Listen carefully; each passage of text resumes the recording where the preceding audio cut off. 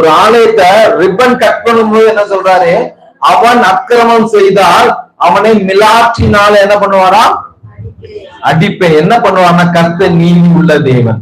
ஆமே, நீங்க என்னதான் அவரை அறிந்ததுக்கு அப்புறம் நீங்கள் தவறு செய்யக்கூடாது என்று கர்த்தர் விரும்புங்க. கொஞ்சம் பேச வேணாமா, விட்டுருங்க.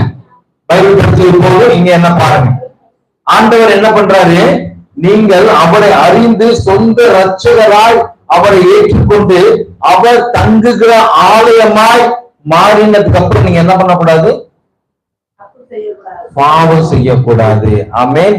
பாவம் செய்யாம வாழ்ந்தீங்கன்னா கர்த்தர் உங்களை ஆசீர்வதித்துக் கொண்டே இருப்பார். இல்லைன்னா என்ன பண்ணுவார்னா, அவ்வளவு பார்த்து பார்த்து லட்சம் கிலோ கணக்குல போட்டு கட்டின தங்கத்தினால் கட்டின ஆலயத்தை கட்ட சுட்டரித்தார் என்று வேதம் சொல்லுகிறது. ஆமென். இப்பொழுது